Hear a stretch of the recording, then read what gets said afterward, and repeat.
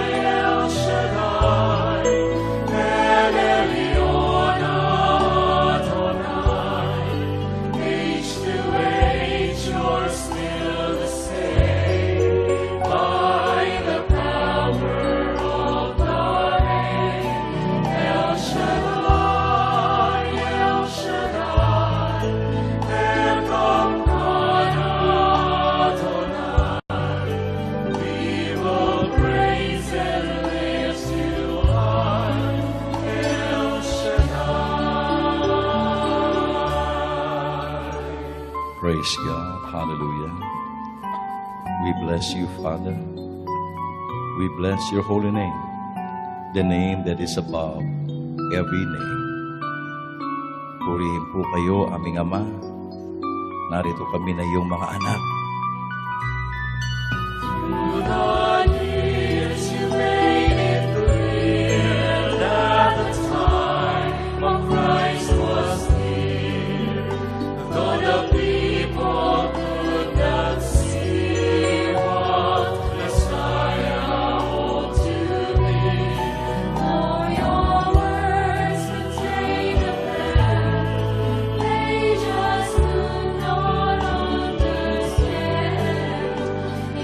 Awesome.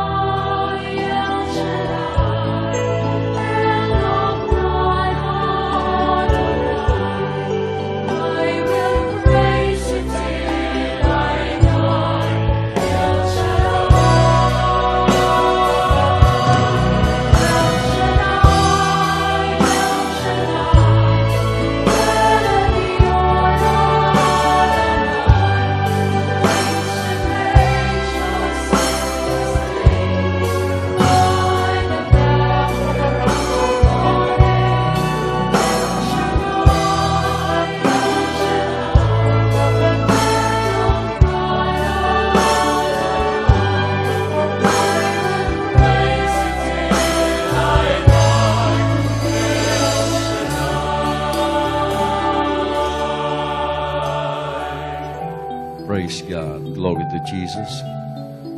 Glory to you, Father, Son, and the Holy Spirit. We give you praise.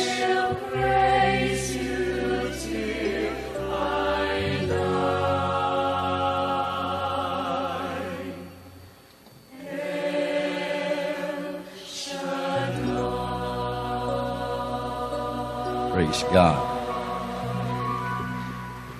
Sa ngalan ng Ama, ng Anak, at ng Espiritu Santo. Amen. Amang makapangyarihan, bastan mo ang iyong mga anak na nagkakatipon ngayong gabi na may isang hangar at layunin na sinisigaw ng aming espiritu at ng aming isipan at kalooban ang maging katulad mo po kami, Panginoon. Ang matularan ka, O Diyos, sa iyong pagiging mahabagin, sa iyong pagiging mapagmahal. Kaya lingapin mo kaming lahat na may ganitong hangarin at saloobin. At alam namin, Panginoon, ang aming kahilingan ay iyong diringgin sapagkat ito ang iyong nais. And so, Lord God, our Father, may your will be done for us. This we ask in Jesus' name we pray. And everybody say, Amen, Amen, and Amen. In the name of the Father, Son, and of the Holy Spirit, Amen. Purihin ang Diyos na makapangyarihan.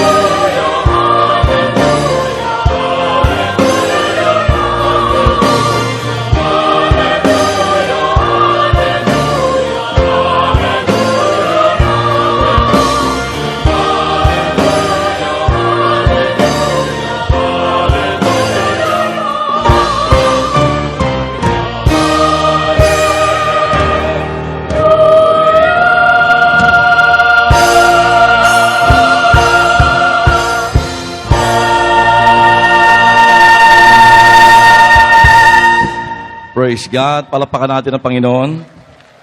For God is worthy to be praised and to be exalted. Yan na ba ang the best na palakpak? Amen. Our reading will be taken from the Gospel of Matthew, chapter 5, verses 43 up to 48. Open your Bible to the Gospel of Matthew, chapter 5, verses 43 up to 48. You have heard that it was said, love your friends, hate your enemies.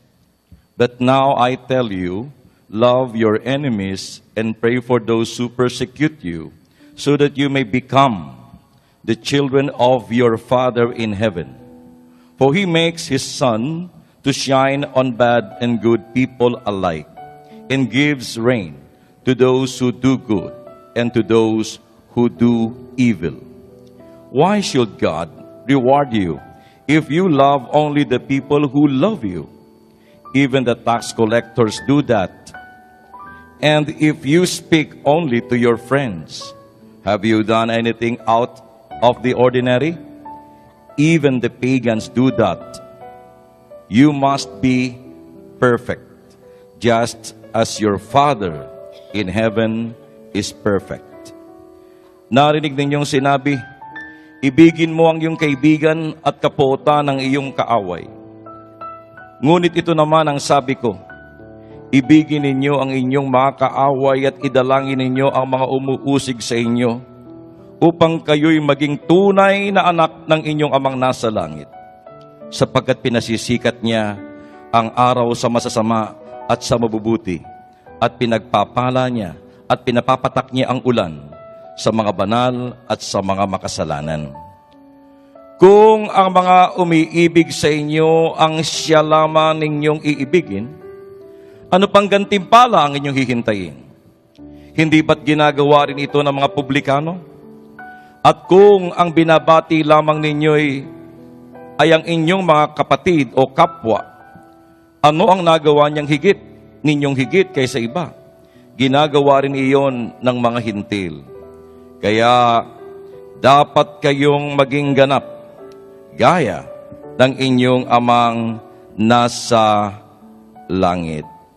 Mga kapatid, ang mabuting balita ng atin pong Panginoon. Malakas sa palakpak. Malakas. Tanging ikaw, Jesus. Remain standing as we sing unto the Lord. Hallelujah. Wala nang iba, Panginoon, kundi tanging ikaw lamang. Only you, Lord.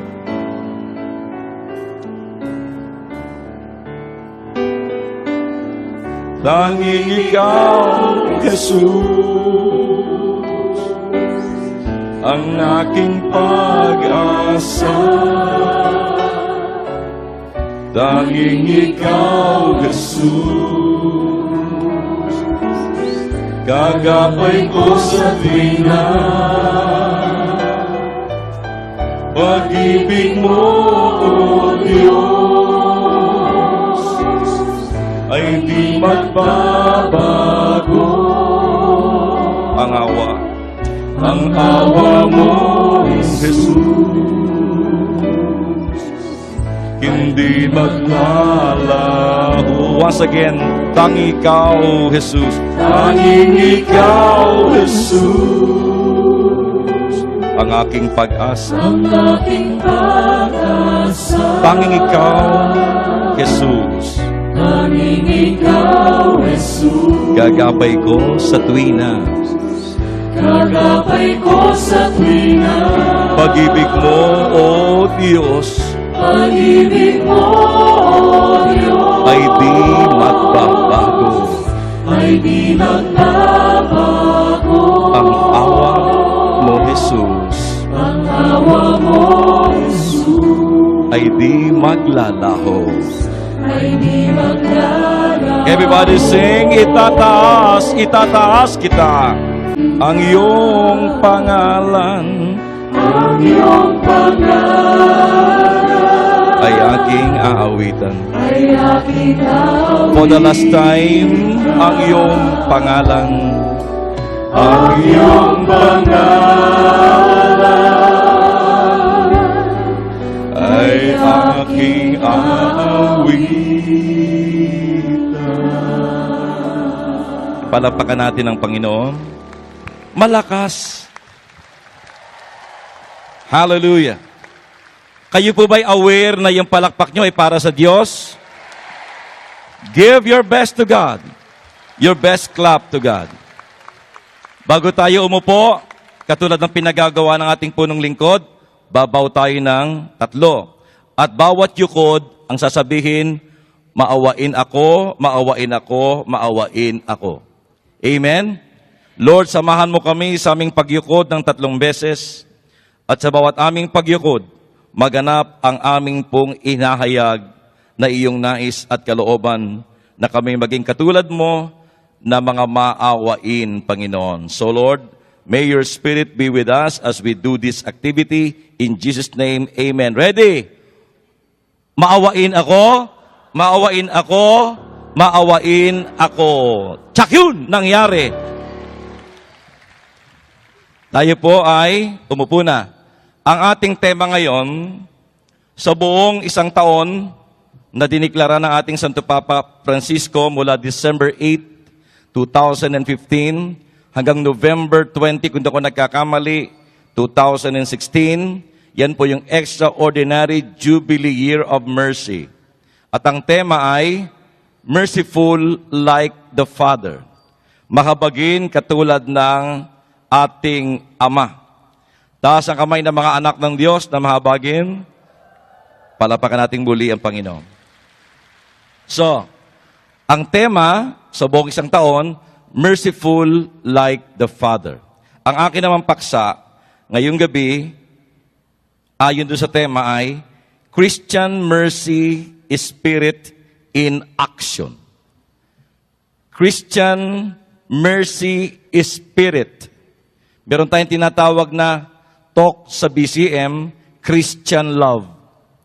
Ang ibig sabihin ng Christian Love, hindi yung pag-ibig sa kapwa lamang, kundi pag-ibig ng katulad ng pag-ibig ni Kristo. Amen? So yung ating pagmamahal sa ating kapwa-tao kinakailangan nakapattern sa pag-ibig ni Kristo. Ibig sabihin, papaano ka bang minamahal ni Kristo? Yun. Paano tayo minamahal ng Panginoon? Ang kanyang pag-ibig sa atin ay unconditional love. O yung sa Greek word ay agape kind of love. Walang kondisyon. Mahal kita kahit ganyan ka. Mahal kita kahit makasalanan ka. Ang palad ko'y laging bukas, laging handa at naghihintay sa'yong pagbabalik. Ganyan yung unconditional kind of love. Mahal kita kahit ganyan ka, with all your limitations, with all your weaknesses, and with all your being sinful, with all your sins, mahal pa rin tayo ng Diyos. Walang kupas. Amen? Walang kupas ang pag-ibig ng Diyos sa atin. So kung merong Christian love, meron ding Christian mercy, spirit in action. Amen? Talaga makikita mong ginagawa, isinasabuhay. Allow me to read the message of His Holiness, Pope Francis, for this Lenten season, 2016. At ang ginamit niya sa kanyang message ay ang teksto ng Matthew chapter 9, verse 13. And I quote, I desire mercy and not sacrifice. O ito ngayon yung kanyang message. Sabi niya, I ask that the season of Lent in this Jubilee year be lived more intensely as a privileged moment to celebrate and experience God's mercy.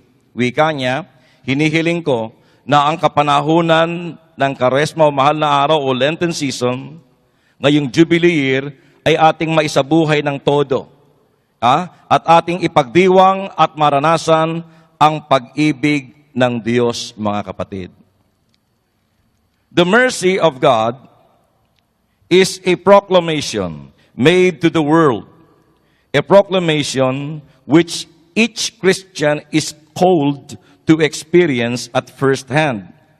For this reason, during the season of Lent, I will send out missionaries of mercy as a concrete sign to everyone of God's closeness and forgiveness. Sabi dito ni Pope Francis, ang habag ng Diyos ay isang kapahayagan ng Diyos sa buong mundo. Ipinapahayag niya. Paulit-ulit niyang ipinadadama, ipinapaalala ang kanyang pagmamahal at pag-ibig sa atin.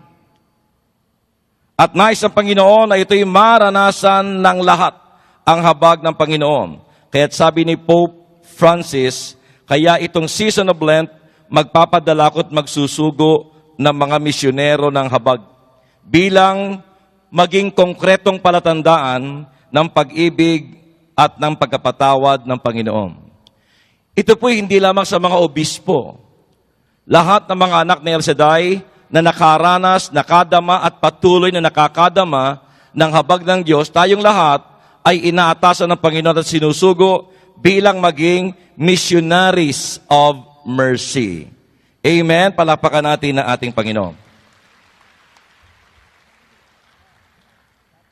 Dadalhin ko na kayo sa gospel na binasa ko. Mag-aaral po tayo ngayon. Sinabi ng Panginoon, "You have heard that it was said." Ano yung tinutukoy niya? Meron siyang kino-quote. Sa Tagalog, narinig ninyong sinabi, ano yun? Yung tinutukoy ng Panginoong Hesukristo ay yung batas sa Old Testament, yung Old Law. Sa kanilang Old Law, sa batas doon sa Old Testament, ito narinig yung sinabi, love your friends, hate your enemies. Sa mga Hudyo, ang kanila lamang minamahal yung kanilang makalahi, kadugo, at kapanalig. Pag hindi ka kadugo, hindi ka kalahi, hindi ka kapanalig, hindi ka saklaw ng kanilang pag-ibig, at ikaw ay kanilang kapopuotan. So yun ang tinutukoy ni Kristo na kinukot niya. Narinig yung sinabi noon, ibigin mo ang iyong kaibigan, kapotan mo ang iyong kaaway. Meron pa siyang tinutukoy na batas sa Old Testament. Ito po yung batas na an eye for an eye, a tooth for a tooth. Ngipin sa ngipin, mata sa mata. So yan dalawang yan ang tinutukoy na umiiral noon na kanilang nakalakihan at nakasanayan. Iibigin ko lang ang aking kapwa Hudyo. Ang iibigin ko lang yung kapanalig ko, yung kapareho ko ng pananampalataya at paniniwala. At ano man ang gawin niyo naman sa akin, gagawin ko rin sa kanya, lintik lang ang walang ganti. An eye for an eye, a tooth for a tooth. Ito po ang kanilang batas. Amen. At tinutukoy ng ating Panginoong Heso Kristo. Ngayon, hayaan niyong ibigay ko yung background nito mga kapatid. Yang ngipin sa ngipin, mata sa mata. Kung inyo pong titingnan, napakarahas. Batas ng karahasan, batas na walang habag, at batas ng kalupitan. Dahil ang ibig sabihin ng ngipin sa ngipin, mata sa mata, kung anong ginawa mo sa kapwa mo, gagawin din sa'yo. Pag sinuntok mo ko, susuntukin din kita. Amen? Pag dinukot mo yung mata ko, ikaw din ay dudukutin din ang iyong mga mata. Kung anong ginawa mong pinsala sa kapwa mo, yun din ang balik sa'yo. Ngipin sa ngipin, mata sa mata, mga kapatid. Pero alam niyo po ba, na yung batas na ito ng ngipin sa ngipin at mata sa mata ay law of mercy. Batas ng awa at habag. Hindi ho ito batas ng karahasan. Hindi po ito batas ng kalupitan. Hindi po ito batas ng walang awat, walang habag. Ito po'y batas ng awa, batas ng habag. Why, Brother Rafi? Sapagkat noon po, nung wala pa yung batas na ito, na an eye for an eye, a tooth for a tooth, noon po mga kapatid ko, ang nagaganap sa bansang Israel, lalo na yung mga tribo-tribo, gantihan at ubusan ng lahi. Amen? Kapag ka ako po ay pininsala mo, ako na pininsala mo, gagantihan kita. Pero hindi lang ikaw ang pipinsalain ko, buong pamilya mo. Ganyan po ang kalakaran sa Old Testament. Ubusan ng lahi.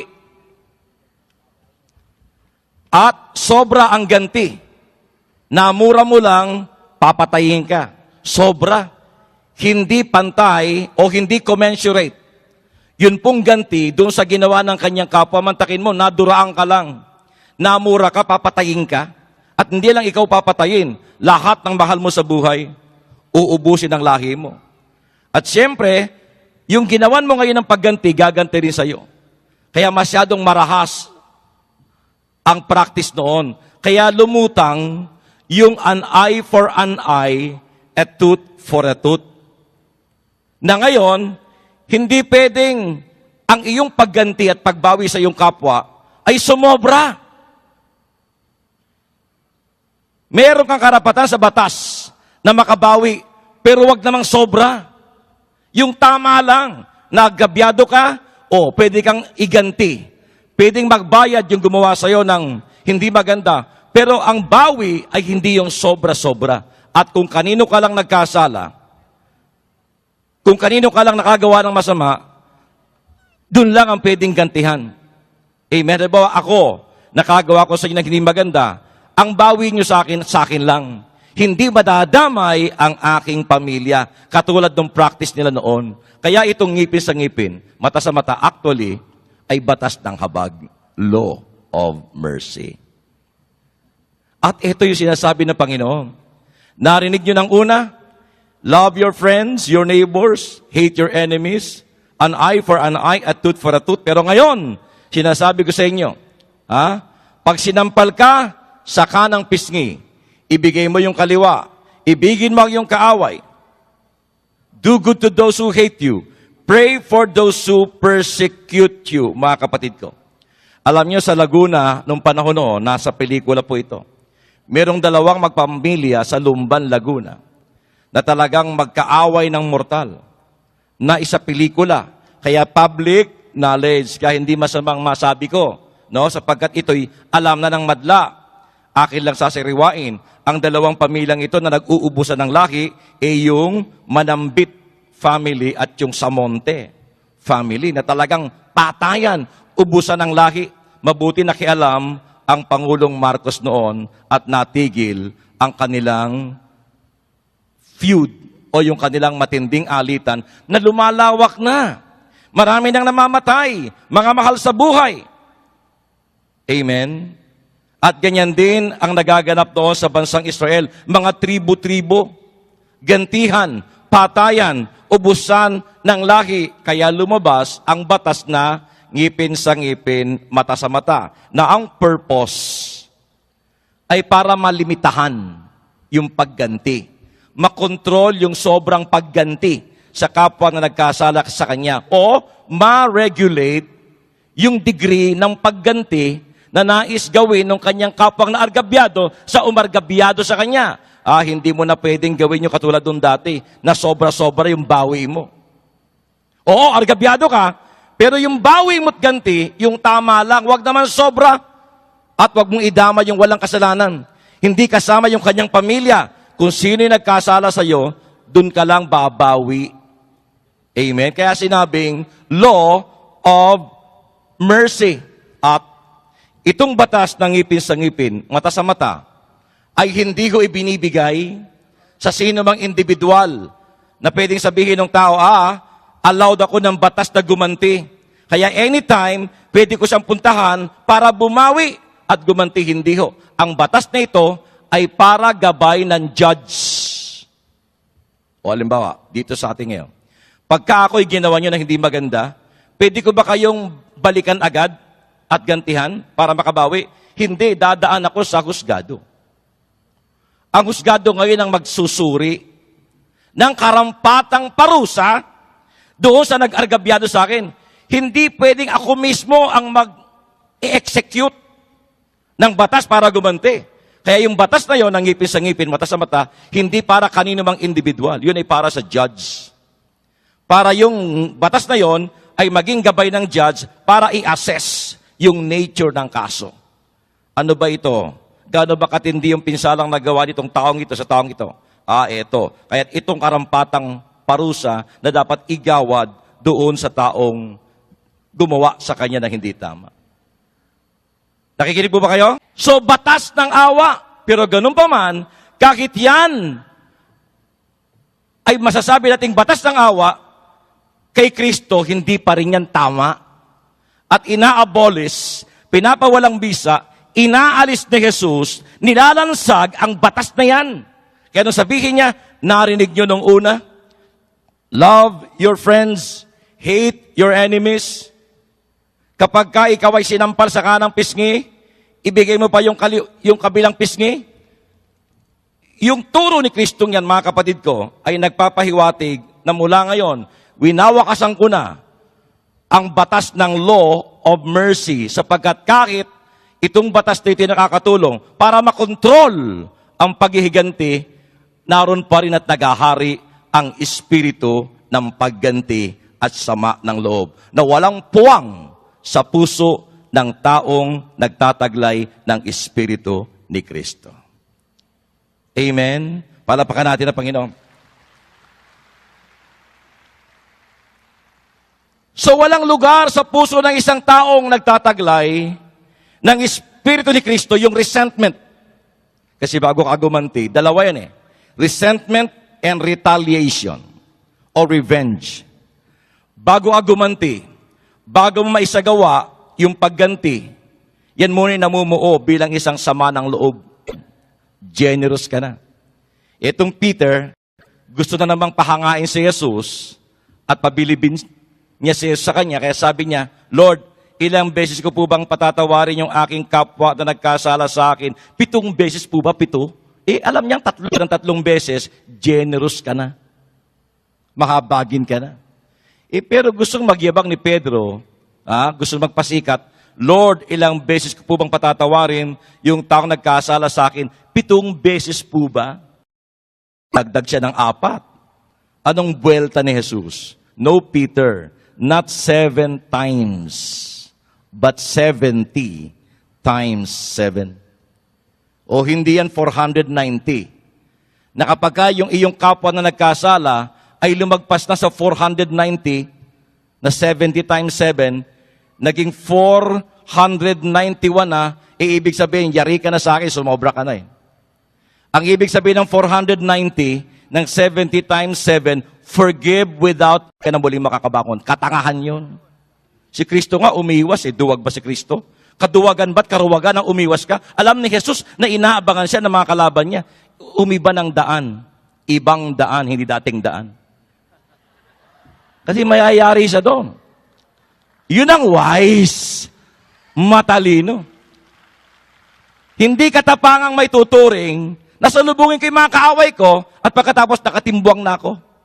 At iniiyak ka ng aking mga anak. Amen. Mga kapatid, sa Panginoong Jesucristo, palapakan natin ang Panginoon. Kung sa karahasan na magbubuhat ka ng kamay o magmumura ka. Meron po ako nakausap isang sister at hinangaan ko po siya sa pag-amin niya. Kasi po siya educated, lumaki sa isang Catholic school, finesse, kung kumilos, matalino, may kaya rin ang kanilang buhay. Sabi niya, alam mo, Brother Rafi, 5 years ago, akala ng iba mabait ako at mababa ang loob, pero inaamin ko sa iyo, napakataas ng ere ko. Kung mag-judge siya sa tao, gano'n na lang. Ang kanyang pagganti at inis sa tao, hindi niya na ilalabas sa pananakit o verbal. Wala ka matahimik eh. Pero sa kanyang kaloob-looban, inaamin niya, Brother Rafi, 5 taon nakakaraan. Iba ako mag-isip sa kapwa. Katulad halimbawa, noon, ang isip ko sa mga disciple, walang sinabi. Kasi walang nakapag-aral. Inamin niya. Na ang taas ng kanyang tingin sa kanyang sarili at minamababa niya yung ibang tao. So wala siyang ginagawa sa labas. No? Na expression ng kanyang pagganti. Hindi siya nagmumura, nananakit ng damdamin ng kanyang kapwa-tao, wala siyang sinasabi, wanna say siya, wanna say, at wala siyang ginagawa. Hindi siya nakakapanakit ng kamay sa tao. Pero sa isip niya, mga kapatid, grabe yung kanyang ginagawa sa tao. Amen? Ginajudge niya, hindi tama ang kanyang pagtingin sa kanyang kapwa-tao. At sabi ko, talagang hanga ko sa, yun ay kababaang loob na po yun. Amen? Kababaang loob. Considering na, kilala ko siya, mga kapatid, and yet, umamin siya na ganon ang kanyang attitude within. Pero pagkakamalan mo siyang humble, kasi nga tahimik, di makabasag pinggan. Pero, ang kanyang isipan, grabe. At sabi ko, the fact na inyo pong na-detect ang inyong pagkukulang at kapintasan, yan na po ang isang hakbang patungo sa inyong paglaya sa ganyang klase ng attitude within. Kasi hanggat di mo yun nakikita, hanggat di mo na-detect, hindi ka makakalaya. At sa bawat pamimintas, Sa bawat pangliliit na ginagawa at sa kapwa-tao, ididepensa mo pa na tama ka, tama ka, tama ka. Talaga naman, totoo naman. Itutuwid ko pa. Kaya, yung ating kapatid na yon, grasya ng Diyos na kanyang nakita yung kanyang kahinaan na yon, at yun ay isang hakbang patungo sa paglaya. Tingnan po natin ang mga turo ni Jesus about pagganti. 1 Peter chapter 3 verse 9. Huwag gantihan ng masama ang gumagawa sa inyo ng masama. Huwag alipustahin ang umaalipusta sa inyo. Huwag gaganti. Amen? Kasi yung iba, hindi nga kayang gumanti sa aktual kasi laki eh. Pero, mamatay ka na sana. Tubuan ka sana ng, magkaroon ka sana ng pigsa na may mukha. Yan, sobrang laki nun, ha? Madapa ka sana. Maghirap, gumapang ka sana na parang ahas. Tamaan ka sana ng lintik. Mga ganon. Hindi siya makaganti ng harapan, ang kanyang bawi, patalikod. Katraidoran. Yung iba sumasangguni pa sa mga mangkukulam. Yang kulam nasa Biblia. Totoo kulam, may power po yan, kaya lang hindi galing sa Diyos. Ang tanong, sinong tinatablan ng kulam? Yung mga taong ang ugali ay kakulam-kulam. Maldita, salbake, ang sakit magsalita. Kapag gano'n ang ugali mo, marami magagalit sa'yo. At pag marami magagalit sa'yo, pag hindi ka kaya ng harapan, dadaanin ka sa kulam. At dahil salbahe ka, tatalab yung kulam. Ang hindi tinatablan ng kulam, yung mga taong mabait at busila ang loob. At isa pa, kung ikaw ay napakabait sa tao, sino naman ang kukulam sa'yo? Naiinggit ba, Rafi? O kung naiinggit, sa kabila ng iyong kabutihan, ipakulam ka, tatalbog lang sa kanila, babalik, magbubumerang sa kanila, hindi tatalab sa'yo. Kaya, babalik, magbubumerang sa kanila, hindi tatalab sa'yo. Kaya, kapatid, mag-isip-isip na may mga malditang ugali. Yung masakit magsalita, yung maraming nasasaktan na kalooban ng tao. Isang araw na lang makakaramdam ka ng hindi mo malamang mga karamdaman na pag nagpasuri ka sa doktor, walang makitang cause. Pero ang feeling mo, I'm dying, doc. Wala na akong ganang kumain. Hindi ako makatulog. Wala akong ganang mabuhay. Pero walang makita, clear. Kaya lang, yung conscience hindi clear. Amen? Yung kanyang kaluluwa nagnanak-nak sa pagkakasala. Amen? Kaya yung mga salbahe, maldita, yan po yung sinasabi kong kakulam-kulam na talagang tinatablan ng kulam. Romans chapter 12 verse 19, mga minamahal, huwag kayong maghiganti. Ipaubaya ninyo yon sa Diyos, sapagkat nasusulat, akin ang paghihiganti. Ako ang gaganti, ang sabi ng Panginoon. Amen?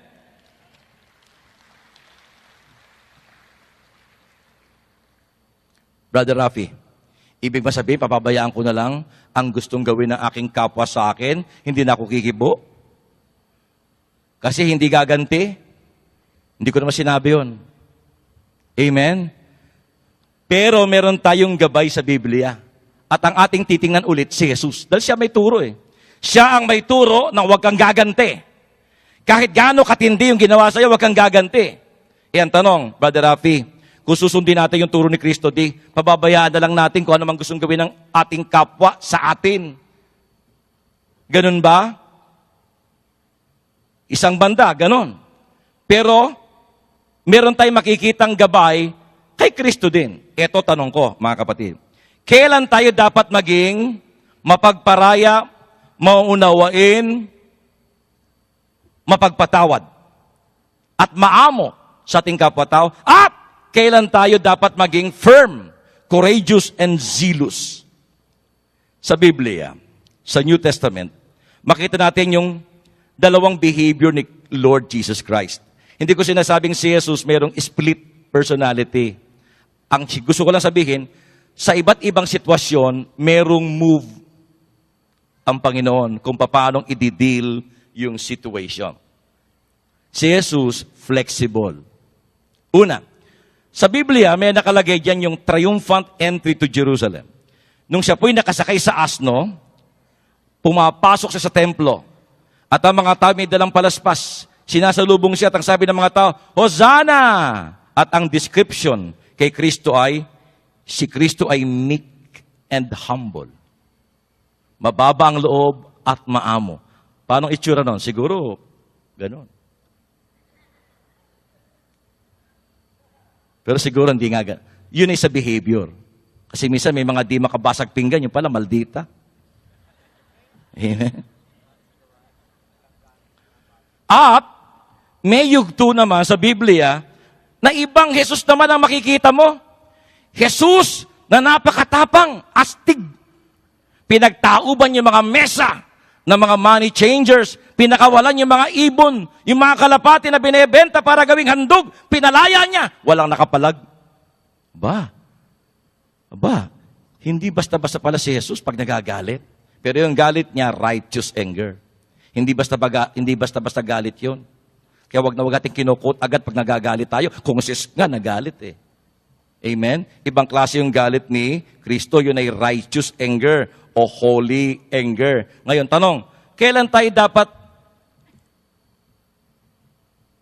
maging katulad ni Jesus na merong isang banda, maamo, maunawain, forgiving, mapagpatawad, mapagpasensya, pero meron namang isang yugto, ay hindi kanya palalagpasin. Mali yan!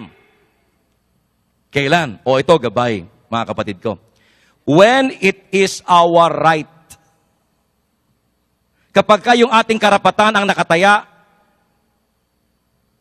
ang rule, o ang mainam na gabay na gawin ay, be forgiving, be understanding, maging mapagpigay ka, maging maunawain ka, mapagparaya, kung ang karapatan mo lang ang nakataya. Kasi napakarami nagpupunta sa court of justice. Kokonti lang ang nagpupunta sa court of mercy. Kasi puro karapatan ko ang ginigiit. Akin to, dito ako nakaupo. Ano ba naman? Sige. Upo ka lang, magpapatayan tayo. Ako na. Ay, sige, sige. Ito gusto kong panonoorin, basketball. Ang gusto naman ng isa, pangako sa'yo. O sige, kung pangako sa'yo gusto mo, sige. Hindi magpapatayan nang dahil lang sa channel na yan, mga kapatid ko. So, when it is our right that is at stake, ang nakataya, be forgiving, mapagparaya, mapagpasensya at maunawain. Amen? Si Jesus, kapag kakarapatan niya lang nakasalalay, okay. O yan, mantakin mo mga kapatid ko. Anong ginawa sa kanya? Dinuraan, hinubaran. Ha? Mga kapatid. Isa pa, banned sa sinagoga. Nung binasa niya yung Isaiah at pagkatapos nagsabi siya yung tungkol doon sa mga propeta, nagalit sa kanya yung mga tao at gusto siyang patayin at ihulog sa bangin. Mula noon, si Jesus ay nabanned. O hindi siya nakipagpatayan. Ay, hindi, karapatan ko magsimba dyan. Walang pwedeng pumigil sapagkat ang sinagoga para sa lahat. Ayaw niyo akong papasukin, binaban niyo ako, okay lang. Hindi ako makikipagpatayan. Ba't ako makikipag-away? Kung ayaw niyo akong papasukin dyan, kahit karapatan ko pumasok dyan, kung ayaw niyo akong papasukin, okay lang. Dito na ako sa dagat mangangaral. Amen? Doon ako sa mga bundok mangangaral. O yung mga tao na mga sunuran. Ang dami nagpapatayan dahil sa paggigiit sa kanyang karapatan. Kaya nga ang turo, kapag karapatan lang natin ang nakasalalay, be forgiving, be understanding, be meek and humble. Amen? Pagkakarapatan. Another, when it is your way of doing something that is at stake. Kapag ka ang nakataya ay yung iyong paraan sa paggawa ng isang bagay, huwag ka makipag-away. Ito maganda itong suggestion ko nakikipag-away. Mga kapatid ko. Amen? Be accommodating. Kung merong suggestion yung iba, i-welcome natin. Hindi yung, hindi, dahil hindi nasunod yung gusto ko, galit na ako. Amen? Yon. Kapag ka yung ating way of doing something ang nakataya, okay lang. Kung yun ang gusto niya, sige, okay lang. Amen? Pero ito na ngayon, mga kapatid ko. But, when it is God's right, ayan na. Kapag karapatan ng Diyos ang nakasalalay, hindi na ako pwedeng maging mahina at mapagbigay at palalagpasin ko yan. Karapatan ng Diyos, maninindigan ako. Katulad ng ginawa ni Jesus, karapatan ng Diyos, kalooban ng Diyos, over my dead body. Kahit ikamatay ko pa. Amen? Kaya, nung binababoy na yung templo, binababoy, dinudungisan. Kasi grabe ho nangyari sa templo eh. Ultimo yung mga makasalanan na gustong pumasok sa loob ng templo, hanggang diyan ka lang. Hentil ka, hindi ka pwedeng pumasok sa loob, hanggang diyan ka lang sa labas. Hindi ka pwedeng sumamba sa loob, diyan ka lang sa may patio. Alam nyo katabi, ng mga hentil sa pagsamba, katayan ng hayop, yun pong palitan ng pera. Mga hayop na madudumi, paano makakasamba ang isang tao sa Diyos sa ganong klase ng kapaligiran? Kaya yun ang isang ikinagalit ni Kristo. At karagdagan pa dyan, yung kanilang panglalamang sa kapwa-tao. Para ikaw ay makapaghandog sa templo, kinakailangan meron kang dalang alay na hayop. At pag meron kang alaga na hayop na iyong pinalaki, pagdating doon sa templo, meron pong examiner, quality control. Susuriin yung hayop mo kasi hindi ka pwedeng maghandog ng hayop na may purgas. Hindi ka pwedeng maghandog ng hayop na abnormal, na sobra daliri o kulang ang daliri. Hindi ka pwedeng maghandog ng hayop na may mga galis. Kinakailangan ng hayop na yung ihahandog ay perfect. Dahil nga alaga mo yan sa iyo lumaki, walang kikitain yung examiner. Kahit ang gagawin, sa kanilang pagsusuri, hahanapan ng butas para ibagsak. Bagsak itong hayop na handog mo, may defect, may hika, duling. Kasi hindi pwede yan eh. Kaya ngayon, dahil wala ka maihahandog, mahalaga handog, bibili ka sa kanila ng hayop. Ang problema, doble-doble ang patong ng halaga. Amen? Sa templo, nagahari ang pandaraya, ang pangungurakot at pagkasamantala, at nagahari doon, yun pong pinipigilan yung mga tao na gustong lumapit sa Diyos. Kaya nagalit si Lord. Karapatan ng Diyos ay nakasalalay doon. Amen? Kapag karapatan ng Diyos, maging matapang. Pero hindi ko sinasabi makipag-away at makipagmurahan. Dapat, kahit galit ka, yung iyong pangungusap, meron pa ring galang. Si Jesus, nagalit nga, pero hindi siya naging bastos. Kasi minsan tayo, tama, may dahilan ka para magalit, pero nawala ka sa forma. Nawala ka sa poise. Amen? Nung magalit tayo, kinuha yung kanyang bakya at binatong gano'n. At kapag tayo po'y nagwala ng ganyan, mga kapatid ko, at naging halimaw, ting pag-uusapan at babalikan yung pangyayaring yon, nakakahiyang balikan. Amen? Mas magandang balikan, at least, nung ako'y nagalit, nung araw na yon, hindi ako bumigay. Control pa rin ako. May poise pa rin. Amen? Hindi na ako naging bastos. Wala akong namura-mura. Ni wala akong sinurot-surot.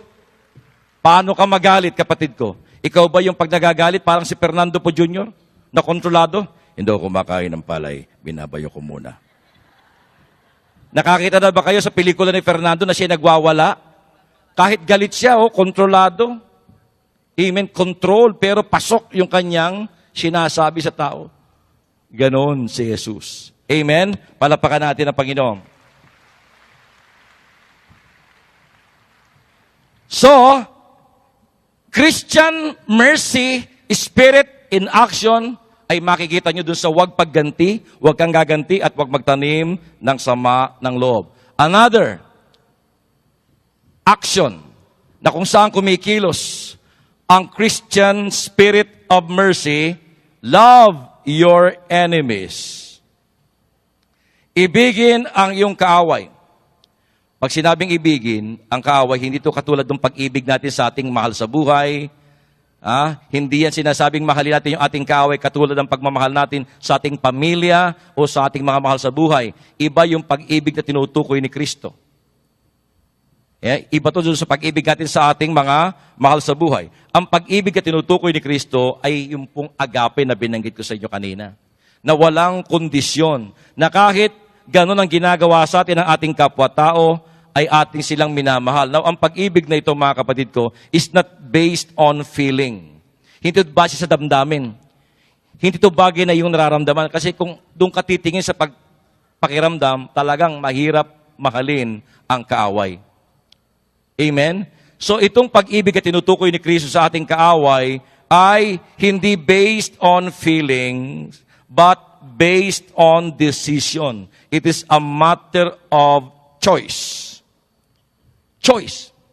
Amen? Regardless of your feeling. Hindi natin maiaalis na pag ikaw ay ginawa ng masama, hindi mo maiaalis sa atin yung feeling na magalit at mainis. Amen? Ngayon, it doesn't mean na dahil ako'y merong masamang nararamdaman sa aking kapwa-tao na ako'y galit, hindi ko na mapapractice yung loving my enemies. At ang sasabihin ko, Brother Rafi, mahirap yan. Kasi, masama loob ko eh. Tapos, aakto ko na mahal ko siya, di lalabas namang ako'y hypocrite. Hypocrite. Tama ka.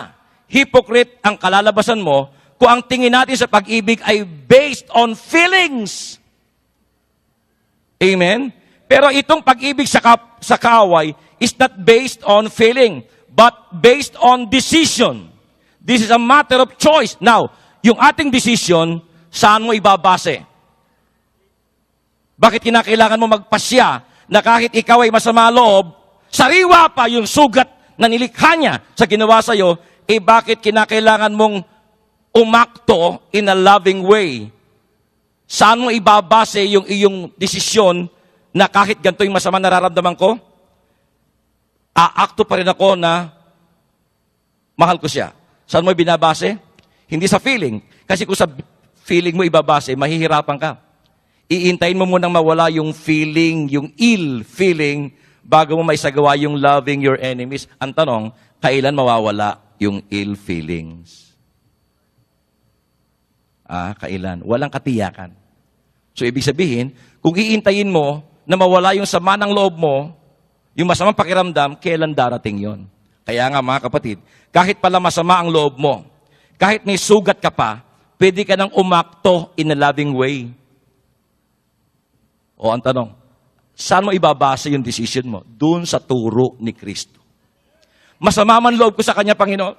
Masakit pa yung ginawa niya. Pero dahil ituturo mo, ito yung tama, doon gagawin ko. Dahil sinabi mo, Panginoon.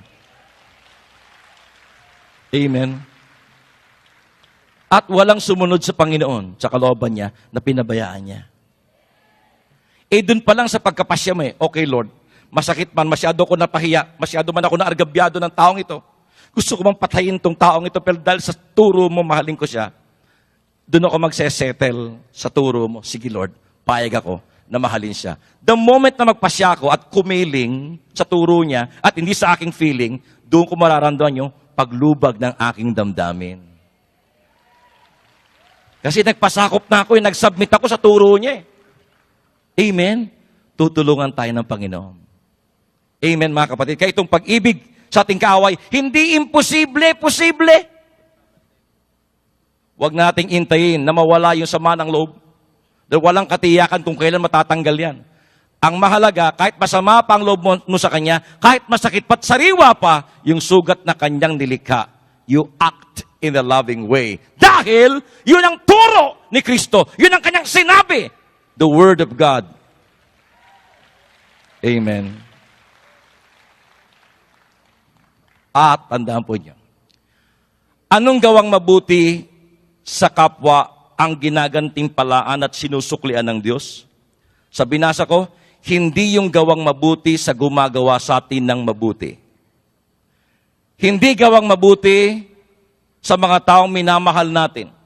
Kaya sabi ng Biblia, kung ang inyong mamahalin ay yaon lamang mga nagmamahal sa inyo, anong kaibahan ang nagawa nyo sa iba? Maging tax collectors na mga makasalanan, nagagawa yan maging hintil. Tapos kakanta-kanta ka ng ibang-iba kaysa iba. Anong pinagkaiba mo sa iba? Amen? Hindi tayo iba sa iba, pareho lang tayo. Na yung ating minamahal, yung nagmamahal sa atin, yan tayo nasanay, yan ang ating kinalakihan. Ang mamahalin ko, yung nagmamahal sa akin, natural. Sinasaktan-saktan mo ako, niloloko-loko mo ako, tapos mamahalin kita. No way, no? Diyan tayo nasanay, mga kapatid ko. Kaya't, ano ang gawang mabuti sa kapwa ang ginagantimpalaan ng Diyos? Gawang mabuti sa taong gumagawa sa atin ng masama. Yan ang may gantimpala sa langit. Tatanungin ko po kayo, kayo po ba'y sang-ayon sa turo ni Jesus? Tama ko ba yun? Ayun. Dahil kayo po'y sumang-ayon, malamang na malamang, magagawa natin yung turo niya. Kasi sang-ayon ka na eh. Hanggat hindi ka sumasang-ayon sa turo niya, hanggat sinasabi mo, mahirap yan, hindi yan posible, hindi mo yan magagawa. Ang makagagawa lang yan, yung mga taong nagsasabing, tama yung turo ni Jesus. Mahirap nga sa tingin, pero tama yan, okay sa akin yan. Yun, malamang na malamang. Dahil pasado sa'yo yung turo niya eh. Hanggat nire-resist natin, hindi natin magagawa yon. Mantakin mo, gumagawa ka ng kabutihan sa kapwa-tao, walang ganti mula sa Diyos na biyaya. Tapos sasabihin natin, ba't ganun, Brother Rafi? Matulungin naman ako sa kapwa, ah. Bakit nangyayari sa buhay ko itong mga masaklap na pangyayari? Ang tanong, matulungin ka nga. Kaya lang, sino yung gusto mong tulungan? Yung mga type mo lang. Yung mga tao mababait sa'yo. Doon sa mga taong umaaway sa'yo, salbahe ka. Amen. Napakasakit mong magsalita. Napakasakit mong masakit ka maggagawa sa iyong kapwa-tao. Amen. Mga kapatid, inuulit ko po.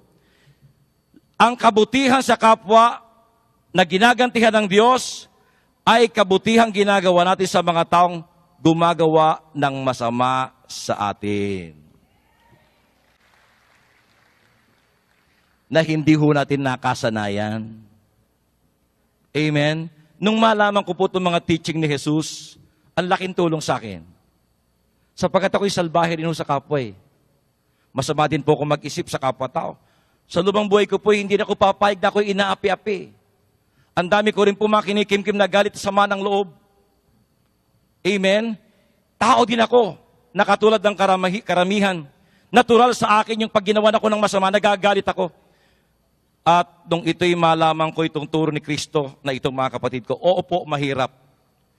Mahirap nga pong sundin at gawin, pero hindi ho imposible. Amen, mga kapatid ko?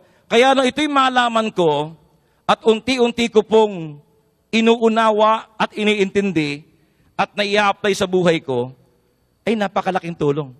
Nalayo ko sa gulo, nalayo ko sa mga away. Hindi katulad nun, madalas ako napapaaway. Kung sinunod ko lang yung aking naturalesa, baka matagal na akong tanggal sa Amor Solo. Sapagkat, mula na ako'y nag-training nun, marami din akong na-experience na hindi maganda. No, mga kapatid ko? Kaya kung pinairal ko, yung akin pong naturalesa, matagal na akong wala dito sa Amor Solo. Pero salamat na lagpasan ko, na pagtagumpayan ko. Gusto ko nang gumanti, gusto ko nang harapin, gusto ko nang lusubin. Kaya lang iniisip ko, tama ba yon? At kung sakasakaling mangyari yon, andito pa rin kaya kayo? Hindi, kakausapin ko lang. Yan tanong, maging maganda kaya ang usapan nyo. Hindi kaya sa hangarin mong kausapin siya para makipagliwanagan kayo, magkalabuan lalo kayo at pagpang-abot kayo. Kaya aking pinasya, Lord, bahala ka na. At gantihan, sabi ng Panginoon, do good to those who hate you. Huwag pang gaganti ng masama. Kung gaganti ka sa mga taong gumagawa sa iyo ng masama, gantihan mo ng kabutihan. Amen? Palapakan natin ang Panginoon. Another Christian mercy spirit in action is praying for those who persecute you. Nabinasa ko na kanina. Pray for those who persecute you, mga kapatid. Now, ang hindi pagganti, sa kapwa ang hindi pagganti, ang ibigin ng kaaway, ang ipanalangin yung mga umuusig sa atin, ang gumawa ng mabuti sa gumagawa sa atin ng masama, ay hindi natural sa atin. Hindi yan natural sa atin. Ano ang natural sa atin? Ang gumanti, to get even, to revenge, ang makabawi. Kaya nakita niyo mga kapatid ko, ang mga pelikulang Tagalog natin, puro paghihiganti. Bukas, luluhod ang mga tala. Ha? Bukas, hindi ka na sisikatan ng araw. Babangon ako upang durugin ka. Isang bala ka lang. Yan mga pelikulang Tagalog. Lahat ng yan ay mayroong espiritu ng pagganti. Amen? Ng pagbawi. Kaya nasabi ko, na yung turo ni Kristo, ibigay ng kaaway, gumawa ng mabuti sa gumagawa sa atin ng masama. Huwag gaganti, ipanalangin yung mga umuusig sa atin. Hindi yun natural sa atin. Ang natural sa atin ay yung sinasabi ko, to get even, to revenge, ang makabawi, ang makaganti. Sapagkat yung turo ni Jesus na binanggit ko, hindi yun natural. Yun ay supernatural. Magagawa lang yun ng taong nagtataglay ng Espiritu ni Kristo. I've got a Christian spirit. Up in my head, I've got it. Up in my head, I've got it. Up in my head, I've got a Christian spirit. Down in my heart, I've got it. Down in my heart to say. Amen? Christian spirit. Kapag kasuma sa atin, yung Espiritu ni Kristo, magagawa natin yon. Amen? O palapakan natin ang Panginoon.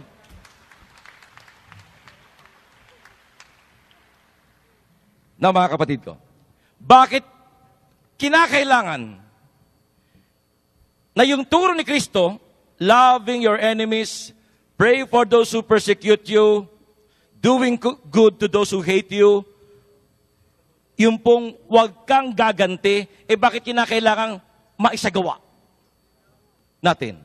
Bakit? Sapagkat una mga kapatid ko, yun lang ang tanging paraan upang yung gumagawa sa atin ng masama, yung mga taong umaaway sa atin, ay ating mapanumbalik sa Diyos. Nakinig po ba kayo?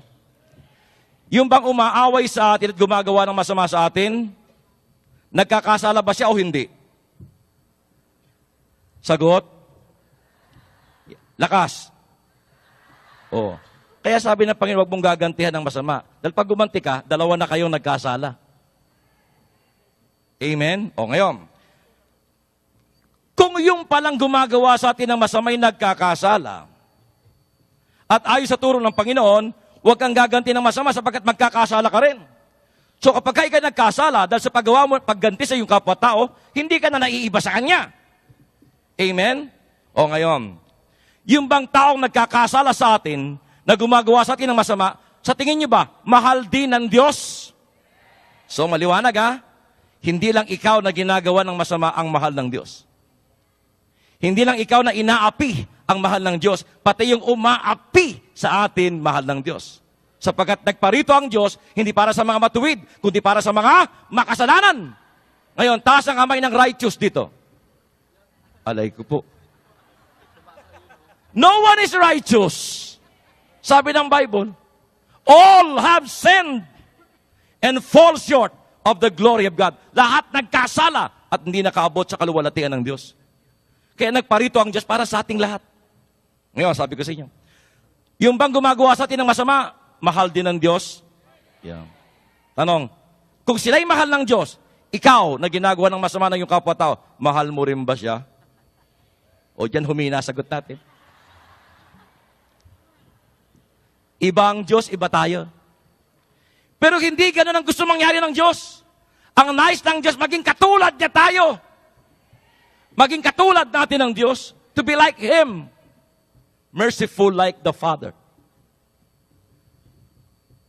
Amen? O ngayon, yung bang gumagawa sa atin ng masama, na sinasabi nating mahal din ng Diyos, sa tingin niyo ba, yung taong gumagawa sa atin ng masama, gusto rin ng Diyos na maligtas at makasama natin sa langit?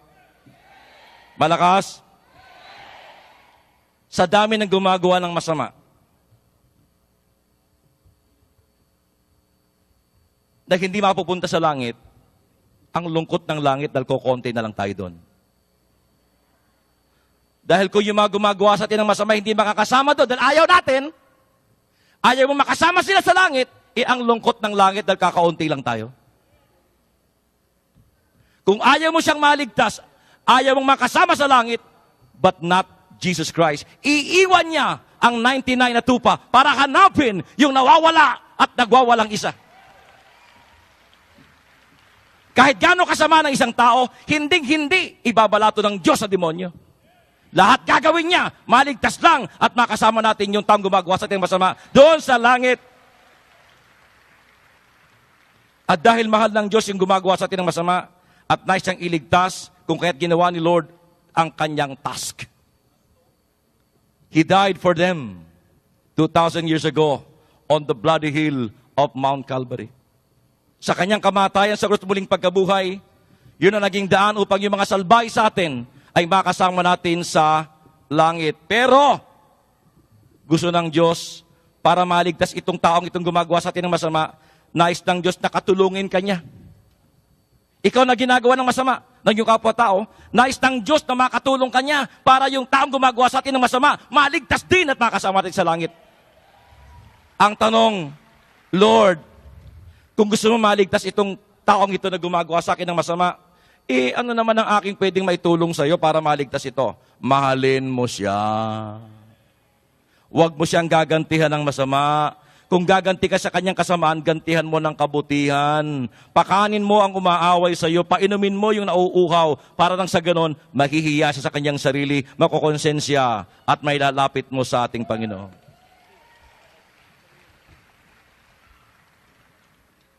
Sinong tao na matino isip, na tuwing gagawa sa inyo ng kasamaan, ang ginaganti mo kabutihan, sinong taong matino ang isip na hindi magbabago? Brother Rafi, lagi kong ginagawa ng kabutihan, walang pagbabago. O, di hindi matino isip. The more na hindi mo dapat patulan, sira nga eh. Kasi kung matino isip nun, sa kabutihan ginaganti mo sa kanya, magbabago yun. Kaya malamang may defect yun, ganun yun. The more na hindi mo dapat patulan, dalawa na kayong sira. Totoo po yun. Pero yung mga taong malawak ang isip, hindi yun pumapatol. Naaawa siya. Like his father. Pinipray niya. Amen. Palakpakan natin ang Panginoon. O, panghuli. Panghuli. Sabi niyo, awa.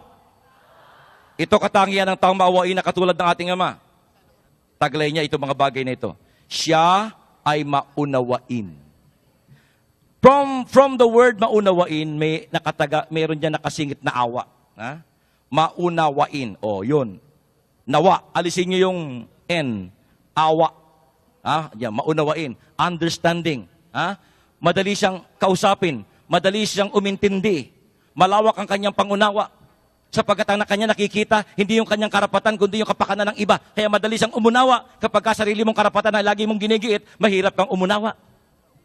So yung taong maunawain, lagi yung kapakanan ng iba ang kanyang inuuna. Una, awa, unawa, maunawain.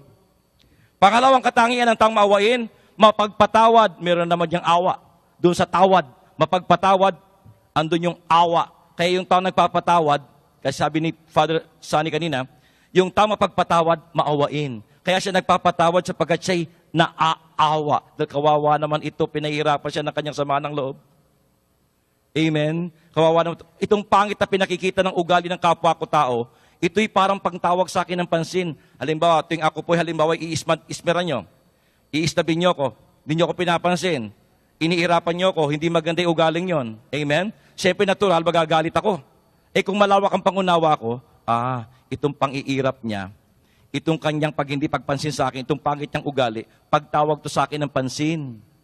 Na ibig niya sabihin at ipaabot, Brother Rafi, help me, there's something wrong with me.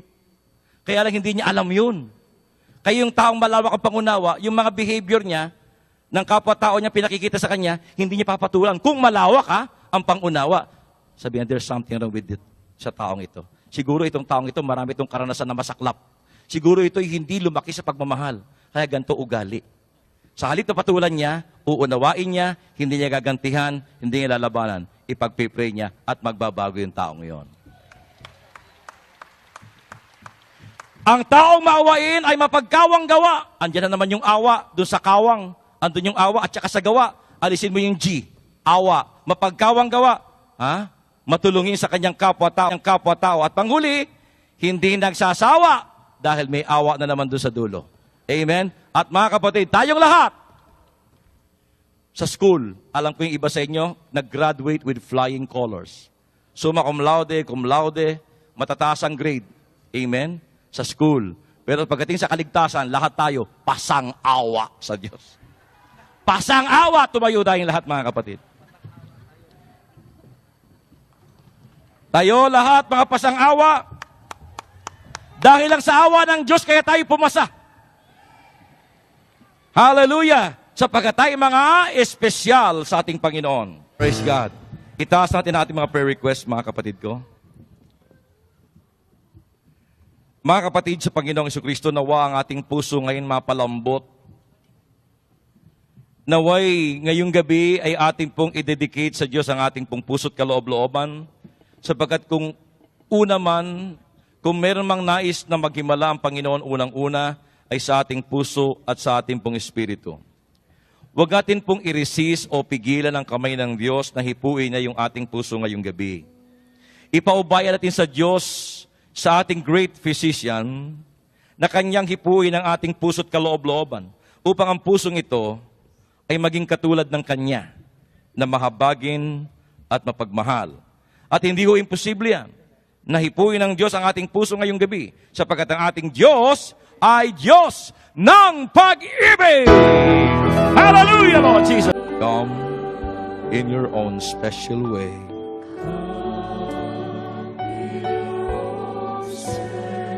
Now, just an instrumental background, and let us now lift our hands unto the Lord.